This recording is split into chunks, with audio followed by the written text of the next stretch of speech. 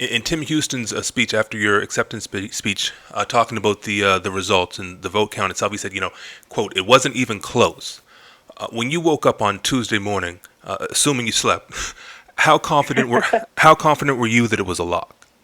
On Tuesday morning, the thing that I'll tell you is what I was so confident in was the fact that, the team, we did our work. We knocked on every door in the riding of Preston. We were actively out there canvassing every day. Mm-hmm. And so I felt that we did the work, and so the proof should be in the results, which they were. Right. And have you spoken to any of the other candidates since Tuesday? Have they called you maybe to offer congratulations? Yeah, I've spoken to both candidates. I've spoken to Mr. Coulter Simmons, who was the NDP candidate, and I've also spoken to Mr. Carlos Simmons, who was the Liberal candidate. Right. And so now, so with your election, if I have this right, you'll be the first black PC MLA, or first PC MLA who so happens to be black, however you look at it. And this will also be the first time in the legislature where each party has representation by an MLA of African descent.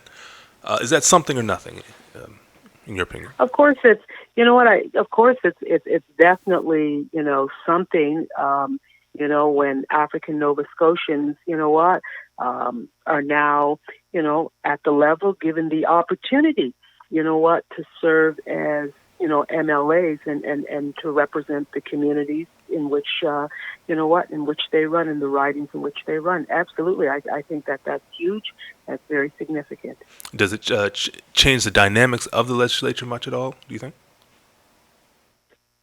Well, I can't really say because I'm not too sure as to, honestly, as to the dynamics of the legislators. Right. I think that, when we run, our purpose for running is really the fact that it gives us an opportunity, to represent, the folks, in the riding that we're running in.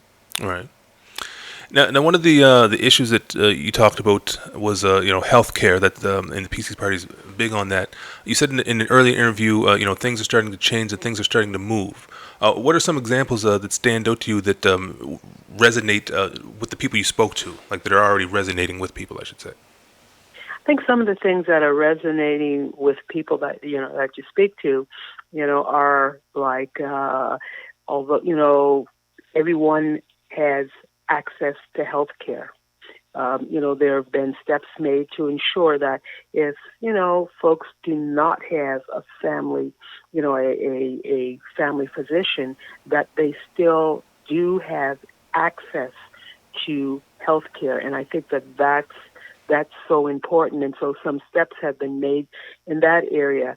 Some steps have been made in the area of, ensuring, like with nurses and doctors, because I believe it was just in June the contracts were ratified in July, new contracts for the doctors and also new contracts for the nurses. And, they were, very pleased with what was offered because I think that, they, approved it by, 85%, I believe it was. So that was pretty impressive. So at least that shows, one of the key components is that, once people, are happy with their working conditions, once people feel appreciated, that helps too. And that's, part of the whole healthcare thing. One of the things too, I will tell you this, that I did have the opportunity to actually campaign with our Minister of Health, Michelle Thompson, and so very positive, and a lot of work is being done in healthcare. Sometimes we mightn't be able to see it, but behind the scenes things are happening, and a lot of the folks that we knocked on doors, they gave us the thumbs up for the work that was being done, recognizing that the problem didn't start overnight and that it's going to take a little while to fix it. Right. Now you're writing. I'll sort of phrase it as uniquely diverse. I think you may have used that. You said a one-size approach doesn't fit all. There's racial diversity, urban and rural diversity, and access to transit and stuff like that. When you were speaking to voters, was there anything that stood out in terms of differences in major issues from community to community, like say from Preston's to Dartmouth or to Minesville and Lake Echo and stuff like that? Is there any like major differences in the main issues? What stood out, I guess, were sort of like, I'm going to call them I'm going to say the generic issues, and those issues that were, of course, access to health care, support for seniors, that was huge, and, long-term, care facilities for seniors, affordability, that was a huge one, housing, and also, especially that would be more in the sort of the Lake Echo, Preston area would be this improved transit infrastructure. For the most part, the issues that stood out in each of the communities within the riding were, in fact, very, very similar. Really? Were you surprised by that? Or is that what you expected? That's sort of what, I expected. And to be honest with you, I always, in terms of, knocking on doors and engaging and speaking with folks, I kept a very open mind because I wanted to know, from them, what were their issues, what were, their concerns, and how did they feel that, our current government under, Tim Houston, how were they doing? And, got some really, really positive response. Right. Now, I spoke to you at the campaign launch, yourself and Tim Houston. I asked you both about the possibility of maybe you being the new Minister of African Nova Scotian Affairs. You guys said you'd had some preliminary talks about it, but you didn't want to put the cart before the horse, so to speak. The horse has now reached the station. I know there was a cabinet meeting yesterday. Have there been any additional talks about that? Something, this is so early and so new into the game because, as I said, of course, at that time, my focus was in going out campaigning, winning the seat as the MLA for Preston.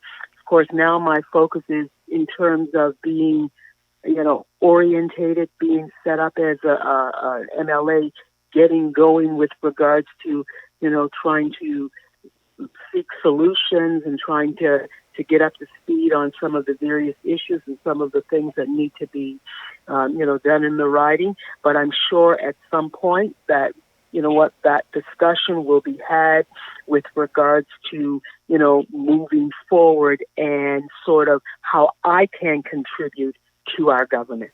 Right. Now, I know there was a caucus meeting yesterday. I heard it ran late. What thoughts, if any, can you share about yesterday's caucus meeting? I will not share anything with regards to the caucus meeting. Okay. So just a couple more questions. I spoke to Tony Ince before. He talked about forming a black caucus, quote, so to speak, or a coalition that was cross-party in the, I almost said the parliament, in the legislature. Now that you're a member of the legislature, would you be interested, if approached, in joining the caucus, or would that not be allowed where you're a member of the governing party, or are you not sure? You know what? Again, I need some time to get into this before I start getting into things like that. I mean, I think one of the key things is the fact is, first and foremost, my key and my goal and my priority is serving the constituents of the riding of Preston. They're the folks that have put their confidence and their trust in me, and so I need to get out and start working on their behalf. Mm-hmm. So these other things, they will eventually, I'm sure, they will eventually come. There will be, discussions or whatever. But I think for right now, I need to keep focus on why I ran, and that is to serve the people of the Preston riding. Right. Last question: the voter turnout for the by-election, it was reported to have been about 39%. Yes. What if anything do you make of that? Do you attribute it to it being the summertime? What are your thoughts on that? Well, normally voter turnouts for by-elections are lower than they are for the regular general elections. All right. And so, I did anticipate that the voter turnout would be approximately 40%, which it was. And so I wasn't, I had that number in my mind or anticipated it would probably be around 40%. I believe that the voter turnout in the 2021 general election, that was something like 46 or 47%.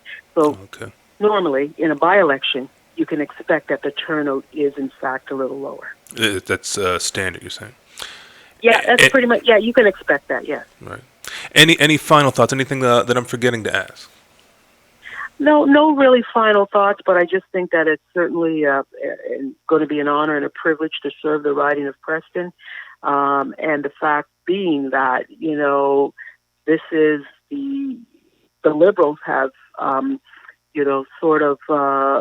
served this riding for 20 years since 1993. So this was in fact represented this riding since 1993. So this was in fact, I believe, a turning point for us as a PC party, and also I believe a really huge victory. And I think a lot of it, was because, we did our homework, we knocked on doors, but also certainly feel that a lot of people were very pleased and felt that the Houston government was in fact going in the right direction.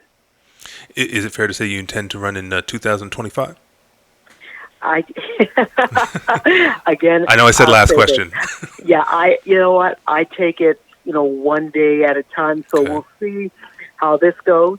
Basically, I've got 2 years to get out there and to start working and to get something done and to get things moving. And that's what I intend to do.